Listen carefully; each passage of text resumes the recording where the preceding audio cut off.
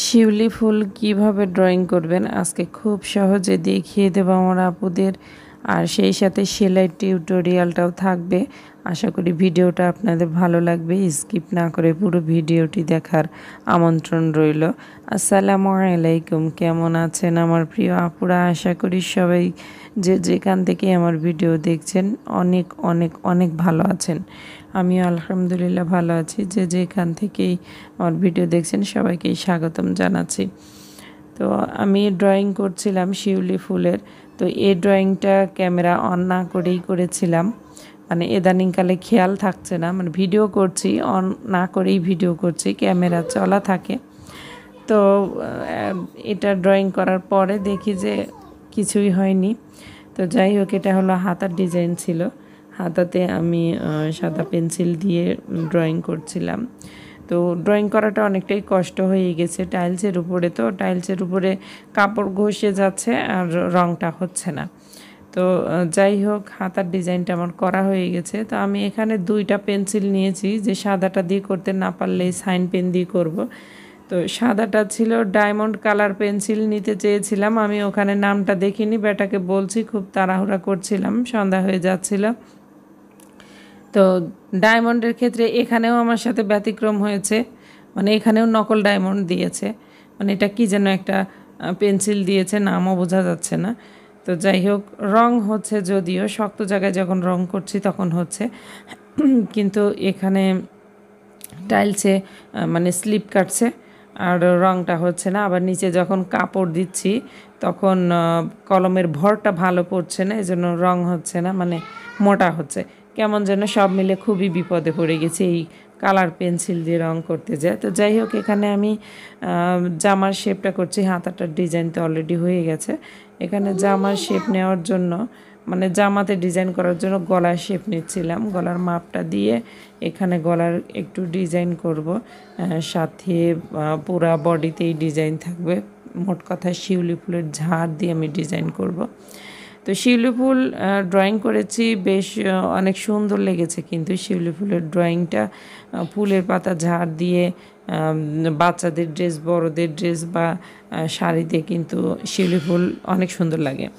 তো আমি এখানে আজকে একটু সুই সুতো দিয়ে কাজটা করব। সুই সুতো দিয়েও আমি আশা করছি ভালো লাগবে দেখতে। যখন ড্রয়িং করছিলাম তখনই মনে হচ্ছে দেখতে অনেক সুন্দর লাগছে। তো আমার এই কাপড়টা হলো সিদ্ধ জলপাই, কালারটা অনেক সুন্দর। তো ক্যামেরাতে আসছে যদিও কালারটা, তবে একদমই অ্যাকুরেট কালারটা আসছে না। তো কালারটা অনেক সুন্দর, কাপড়টা অনেক ভালো, বেক্সি কাপড়। তো হচ্ছে শেষ পর্যন্ত আমি ফেইলার হয়ে গেলাম, ওই সাদা পেন্সিলটা দিয়ে আর রং করতে পারছিলাম না। তো যাই হোক, এটাতে আপনাদের চোখে কতটা পড়বে স্পষ্ট আমি জানি না। তো আমার সুবিধার্থে আমি এখন এই পেন্সিল সাইন পেন দিয়ে রং করছি, মানে ড্রয়িং করছি। সাইন পেন দিয়ে অনেক সহজেই আমি ড্রয়িংটা করতে পারছি, তাড়াতাড়িও হচ্ছে। কিন্তু এই পেন্সিল দিয়ে খুব বিপদে পড়ে গিয়েছিলাম, তো আছেও একটা। তো যাই হোক, ফুলের ঝাড় তৈরি করার জন্য আসলে কিছুটা হলেও নিজের অভিজ্ঞতা থাকা দরকার, মানে ড্রয়িং আঁকা আঁকির একটু অভ্যাস থাকলেই কিন্তু ড্রয়িং করা যায়। যে কোনো ফুল দেখলে বা কারো কোনো ড্রয়িং দেখলে পরে তখন নিজে নিজে আবার ড্রয়িং করা যায়। আমি যখন ড্রয়িং করি যে কোনো জিনিসের জন্য কিছুটা হলেও যদি অন্য দিক থেকে একটু দেখে আসি, তারপরেও কিন্তু হুবহু কখনো আমি ড্রয়িং করি না, আমি আমার মতো করে সাজাই। আর ড্রয়িং করতে গেলে তখন নিজের মতোই হয়, অন্যের সাথে একদমই সেম সেম হয় না কখনো, মানে যেখানেই দেখি আর কি। তো যাই হোক, আমি যখনই যে জিনিসটাই ড্রয়িং করি না কেন সেটা ঠিক আমার মতোই হয়। তো এখানে যাই হোক, একটা লম্বা আমি ফুলের ঝাড় দিয়েছি একদম গলা থেকে শুরু করে বডিতে, আর সাইডে আরও ড্রয়িং করব। তো পুরোটা আসলে ভিডিওতে দেখানোটা সম্ভব না, অনেক সময়ের ব্যাপার। আর বিশেষ করে যদি ট্রেসিং পেপারে ডিজাইনটা করে নিয়ে ছাপ দেওয়া হয় তাহলে কিন্তু খুবই তাড়াতাড়ি হয়। শুধু ডিজাইনটা করে ট্রেসিংটা রেডি করতে যতটা সময়, পরবর্তীতে কিন্তু আর বেশি সময় লাগে না। কিন্তু আমি এটা যেহেতু নতুন প্রথম করছিলাম তাই ট্রেসিংয়ে করিনি। তো জামাতে আগে করছিলাম, জামাতে করে নিয়ে আমি পরে ট্রেসিংয়ে তুলে এটা একটা ডিজাইন করে নিব। তো আপুরা প্লিজ কমেন্ট করে অবশ্যই জানাবেন আপনাদের মতামত যে আমার ড্রয়িংটা কেমন লাগছে, আর কেমন ভিডিও আপনারা দেখতে চান আমার চ্যানেলে অবশ্যই কমেন্ট করে জানাবেন। আপনাদের কমেন্ট পড়তে অবশ্যই ভালো লাগে, অনেক ভালো লাগে আমার কমেন্ট পড়তে, আর আমি প্রতিটা কমেন্টের জবাব দিই, দেওয়ার চেষ্টাও করি এবং দিয়েও থাকি।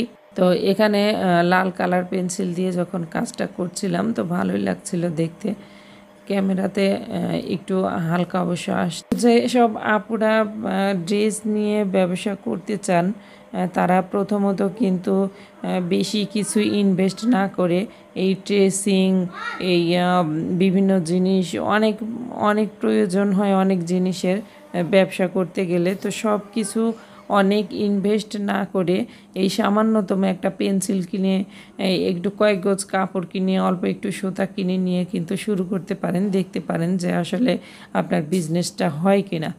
তো এর জন্য বেশি ইনভেস্ট করে মানে লস করা উচিত না, কারণ ব্যবসা মানে শুরু করলেই যে সেটা চালু হয়ে যায় তা কিন্তু না। তো এটা করতে গেলে অনেক সময় লাগে, অনেক ধৈর্য লাগে, অনেক কিছুর ব্যাপার। ধৈর্য হারা হয়তো একটা দুইটা করে ধৈর্য হারা হয়ে গেলেন তখন পুরোটাই লস হয়ে যাবে। তো যাই হোক, এজন্য সিম্পলিভাবে মানে যতটা কম খরচ নিয়ে শুরু করা যায় ততই ভালো। তো যাই হোক, আমার ড্রয়িংটা কিন্তু হয়ে গেছে, পুরোটা আমি ড্রয়িং করেছি, সবটুকু দেখালাম না, যতটুকু সম্ভব এতটুকুই দেখিয়েছি কারণ ভিডিও অনেক বড় হয়ে যাবে। আর এখানে আমি হচ্ছে শিউলি ফুল একটু সেলাই করে মানে অফ ক্যামেরাতে দেখেও নিলাম যে দেখতে কেমন লাগছে। দেখতে কিন্তু অনেক সুন্দর লাগছে, একে তো জলপাই কালার, তার উপরে এই মিষ্টি সাদা রং, মানে দেখতে অনেক সুন্দর লাগছে। আর এই ফুলের ঝাড়গুলোতে যেহেতু কলি দিয়েছি সেই কলিগুলো সেলাই করে নিচ্ছি। কলিতে আমি দুইটা কালার, এই ফুলগুলোতে দুইটা কালার ব্যবহার করব, যেহেতু শিউলি ফুলের দুইটা রঙই থাকে, সাদা আর কমলা। আমি সেই সাদা আর কমলা রঙটা দিয়েই সেলাইটা করছি, খুবই সহজভাবে সেলাই করছি। সেলাই আসলে নিতান্তই নিজের ব্যাপার, যে কোনো ডিজাইনই নিতান্তই নিজের ব্যাপার। নিজের মন দিয়ে নিজের ইচ্ছে মন খুশি মতো কাজ করলেই দেখতে সুন্দর লাগে, নিজের কাছে ভালো লাগলেই দেখা যায় যে কাস্টমারের কাছে ভালো লাগে। নিজের মন মতো না হলে সেটা কাস্টমারের কাছে ভালো লাগে না। আমি সেলাই করতে গিয়ে আমার একটা মানে একটা অনেক বড় বদ অভ্যাস আছে, সেটা হলো ভালো না লাগলে আমি সেলাই খুলি বারবার আর সেলাই করি। সুতার ম্যাচিংটা ভালো না লাগলে আবারও খুলে আবারও সেলাই করি। এই যে ধৈর্য, এই ধৈর্য না থাকলে কিন্তু এই সুতার কাজ কখনোই সম্ভব নয়। রং তুলির কাজ করতে গেলে চট করে কিন্তু রং তুলি দিয়ে খুবই তাড়াতাড়ি একটা ড্রেস কমপ্লিট করা যায়, কিন্তু সুতোর কাজ যখন করা যাবে তখন কিন্তু অনেক ধৈর্য লাগবে, কিছুতেই সম্ভব না ধৈর্য ছাড়া। একে তো দীর্ঘমেয়াদী কাজ, অনেক সময় লাগে।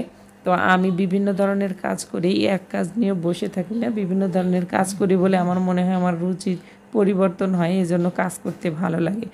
একটা কাজ অনেক দিন ধরে মানে একই জিনিস অনেক দিন ধরে একই সিস্টেমে করাটা আমার বিরক্ত লাগে।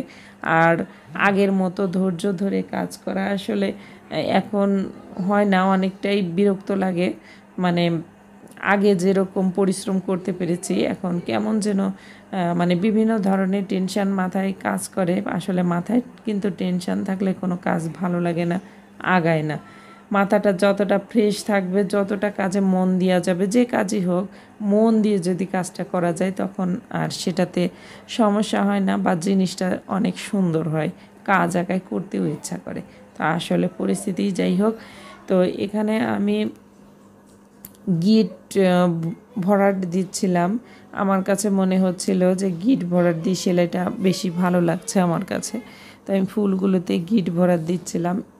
আর এগুলো সেলাই, সব সেলাই বলে বোঝানো যায় না, একটু খেয়াল করে দেখলেই কিন্তু করতে পারা যায়, এগুলো বলে শেখানো যায় না, দেখে নিলে পরেই সুন্দরভাবে হয়। তো যাই হোক, এ পর্যন্ত যারা চলে এসেছেন আমার ভিডিওর, প্লিজ একটা লাইক দিয়ে যাবেন। আমার চ্যানেলে নতুন হয়ে থাকলে আমার চ্যানেলটিকে সাবস্ক্রাইব করে বন্ধু হয়ে পাশে থাকতে পারেন। এমন সুন্দর সুন্দর ডিজাইন দেখতে, ড্রেস নিতে, যে কোনো ধরনের ড্রেস আমার চ্যানেলে দেখতে পাবেন। বাচ্চাদের ড্রেস, বড়দের ড্রেস, পেন, সুই সুতা, কুশি কাটা সব ধরনের ড্রেস আমি সেল করে থাকি। মোট কথা অর্ডার নিয়ে থাকি, যখন সময় করতে পারি তখন কিছুটা কাজ করে রাখি, কিছু থাকে স্টকে, আর বেশিরভাগ সময় দেখা যায় অর্ডার পেলে তখনই কাজ করি। কথা বলতে বলতে ভিডিওর শেষ প্রান্তে চলে এসেছি। সবাইকে ধন্যবাদ। আল্লাহ হাফেজ। আসসালামু আলাইকুম।